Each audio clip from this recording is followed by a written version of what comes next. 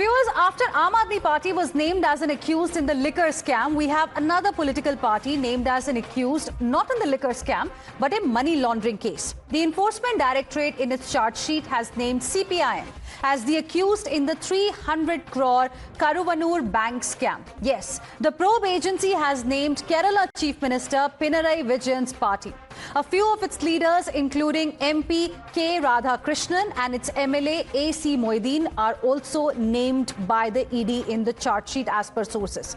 What is the charge? Well, as per sources, ED's probe has found that the bank operated under the influence of CPIM, which led to many fake loan beneficiaries. Bogus loans were sanctioned by the cooperative bank on the same property multiple times. Can you believe it? That was the kind of scam that was going on as per ED probe. Total proceeds of crime, 300 crore rupees.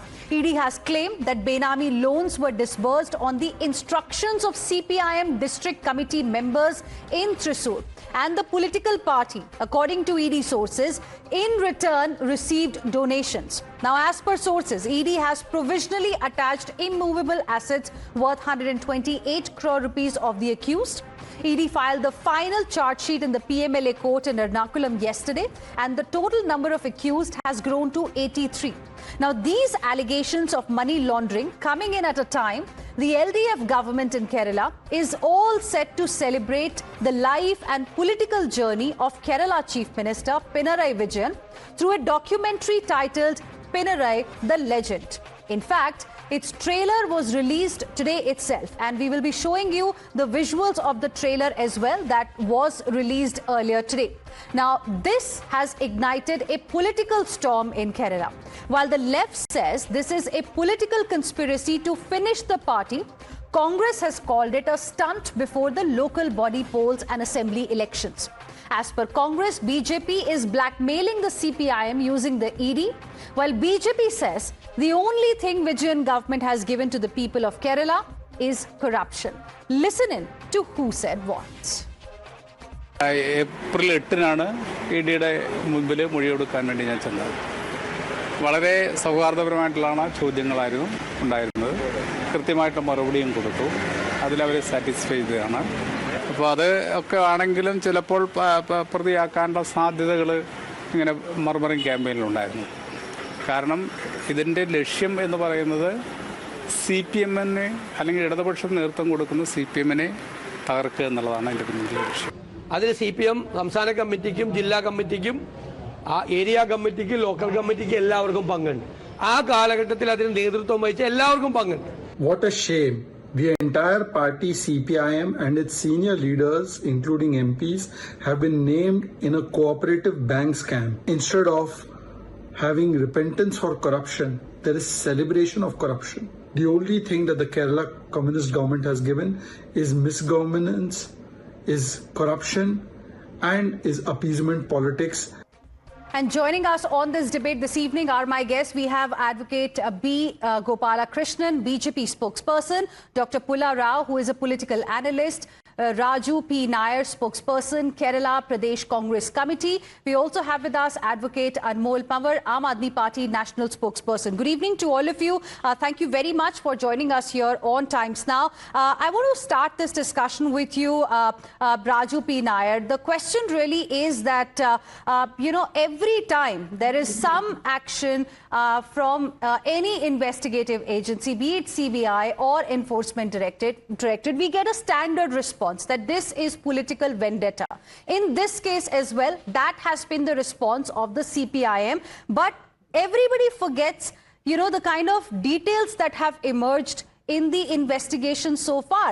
Why should the agency be looked at with this lens of political vendetta every time anybody from the opposition is questioned or is named in the charge sheet? See, it's very clear. We are not going by the ED's findings or the investigation's findings, but the government itself, the Kerala government itself and its cooperative department itself have admitted to a scam that has happened in Karuvannur. The initial amount was quantified to almost 300 crores. But then later they had an investigation and they said that almost 219 crores were siphoned off. And after that, then they have come down to 182 crores or something. So basically, the party and the government has admitted that there was a fraud in this bank. Now the question is, where does money go? So that is where the investigation reveals something that, the money siphoned off from the bank through duplicate loans and all other things and commissions and everything have been used to build infrastructure or party offices for the CPM. Now there is a series of transaction details that has come out. And including the state committee member of CPM, Sri A.C. Mohiddin, he had some personal benefits and his 35 lakhs, I believe it is 35 lakhs, the fixed deposit in a cooperative bank was frozen. And still now, A.C. Mohiddin has not gone to challenge it. So there is a very concrete situation in Kerala where the CPM has used the cooperative sector to get money through these duplicate loans, and it's a very rampant thing that is happening in Kerala. So you cannot brand everything. When there are base for the allegations, you cannot charge everything as a political vendetta. But then we have a different view on the ED. The ED, when it comes to Pinarayi Vijayan and CPM in Kerala, they does not act. They only use their power to create a pressure on CPM and Pinarayi Vijayan and reap benefit out of it. Now, the cases which were against Pinarayi Vijayan for the gold, smuggling, including gold smuggling and life corporate housing scheme scam and all. But in any of the cases, two points you have made, Mr. Raju P. Nair. One, you're saying that it can't be called political vendetta as far as this particular case is concerned. Second point you have made is that this is an attempt to only put pressure on CPIM. According to you, no action will be taken against the CPIM netas whose name has come or the party itself that has been named accused in this case, correct? Yes. Okay. Dr. Pulla Rao, I want to now ask you, this is what Congress party had to say. I want to ask you, how is it that every time there is some action of this kind by an investigative agency, it is termed as political conspiracy? In this case also, while Congress party is agreeing that, this specific case cannot be termed as political vendetta, why are the CPIM leaders not allowing the law to take its own course? And if indeed it is a political conspiracy, then truth will come out. You see, I'm really very happy that Mr. Nair, congressman, is defending the ED here. And he says in the rest of the country, I am also sure he won't defend it. It's only here. I don't say why he should not defend it, but he is defending the ED.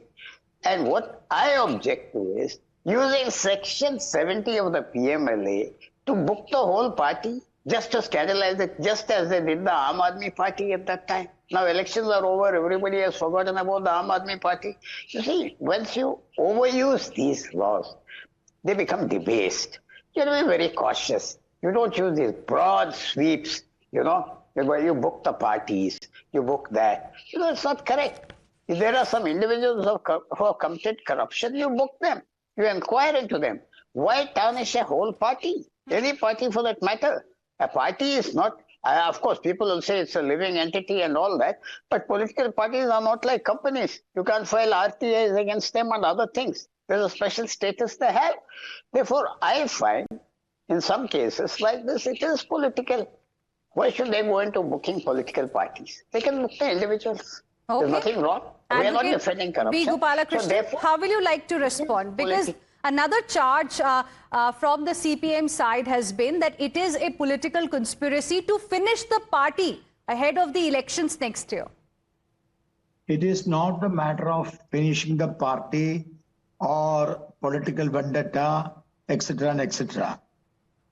Everybody in Kerala, I think in all India, very clearly know that the Karuvannur Bank has a big scam is there.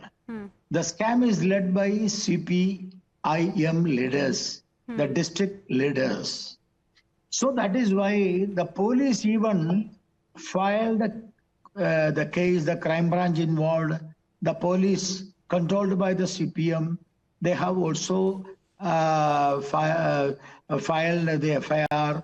And total 83 accused in this case. and the party listed 68 accused. Party listed as a 68 accused. Because of the ED has a very clear evidences there. And Mr. Radhakrishnan, who is an MP, arranged as a 16th accused in this case. And the second set of final complaint filed by ED agency has listed out 27 accused. So you please understand that there are 3 persons has been already been committed suicide, and 2 were already been murdered because they have deposited the amount to Karuvannur Bank, and this whole account, all deposited amount by the poor people has been transferred to the CPM account by the CPM leaders. Okay. And it has been seized by the CED. And everything is very clear. Even the High Court also, many times has been made a statement against of these CPM leaders. And it is a crystal clear that the CPM leaders, led by Mr. Moideen, and at the time of Secretary Mr. Radhakrishnan, and many others. So you're saying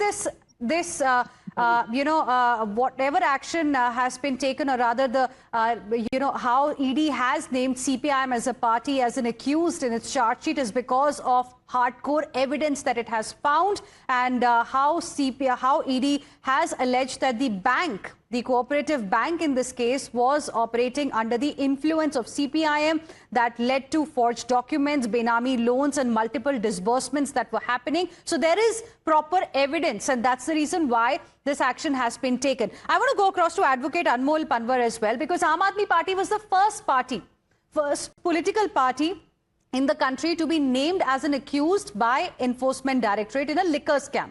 And now we have another political party. But if there is evidence, why call it political vendetta?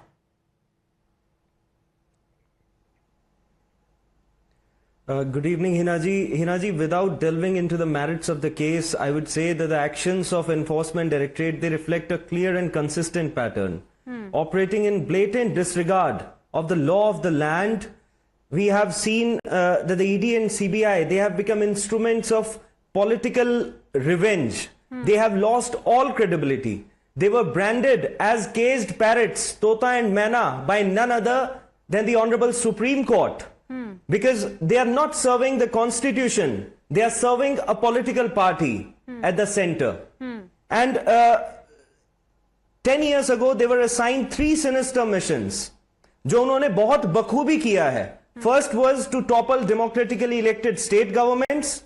Second was to threaten and lure opposition leader into defection or face fabricated cases. And third is to imprison the voices of dissent without any evidence, without any charge, without any recovery, and without conviction. And this is not just me saying that. It's the Honorable Supreme Court which has been consistent in reprimanding the Enforcement Directorate.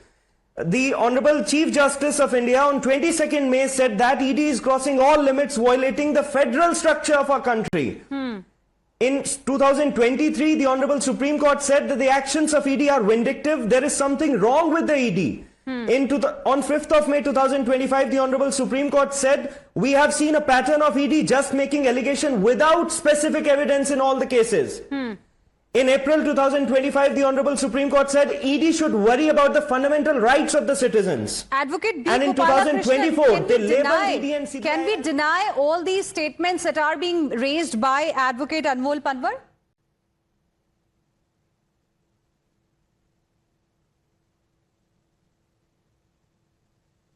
Advocate Gopalakrishnan? Yeah. I am very much clearly state that the ED case was that the bank which was controlled by the CPM had issued a loan through fraudulent means, and this caused a huge financial loss to the bank as well as the depositors. You see the depositors, why the bank has been not given back the amount to the depositors. So the depositors who are already been committed suicide. It is a crystal clear. It is a crystal clear. There was a fraudulent loans and almost all the fraudulent loans goes to the CPM account and the CPM leaders. Okay. So that is why it is Advocate not Anmol wants to respond. Yes. Heena ji, the moot question is that ED shows a lot of urgency when it comes to the opposition parties. Though it's a different matter that the conviction rate is just 1%. But what about thousands of crores which was collected by the Advocate Anmol, you know, in this case, in the case that we are discussing this evening, this case that has emerged from Kerala, your own ally in the I.N.D.I.A bloc seems to agree with the findings of Enforcement Directorate. Congress party, you just heard what Mr. Raju Nair had to say.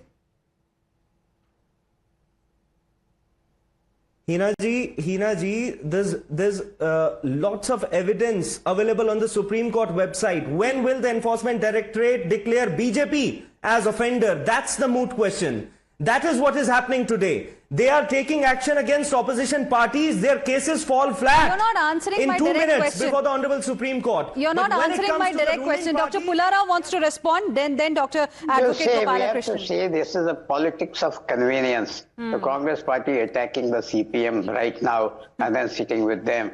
Congress party attacking Aam Aadmi Party at one time. I mean, they were allies sitting with them. You know, this is not a good thing that they are doing. Either they keep quiet or they don't, they come out openly. And how can they have an ally like this?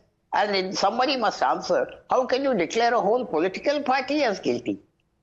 The political party is not restricted to one district. Okay. They attack So PMLA. your biggest issue is how can you declare the entire political party as an accused? And on that point, I want to go back to Advocate B. Gopalakrishnan. How will you like to address this? You can name individuals, but why call a political party itself as an accused? The fraudulent loan has been already goes to the account of the CPM. Okay. That is why, because the ED has been already been seized, the account of the CPM, the money has been already been seized, and there are so evidence is there. Dr. Pullarao, 10 seconds only. I'm completely out of time. If a crime is committed in the CPI office by two individuals, will you blame the CPM? But if party is the beneficiary, if party has been receiving the money as being claimed by the Enforcement Directorate, then why should it not be named? That has been the view of the BJP. I'm completely out of time, but thank you very much, all of you gentlemen, for joining us here on this debate. Advocate B. Gopalakrishnan, Dr. Pullarao, Raju P. Nair, and Advocate Anmol Panwar. Appreciate all of you for joining us. Heading into a short break, more updates on the other side.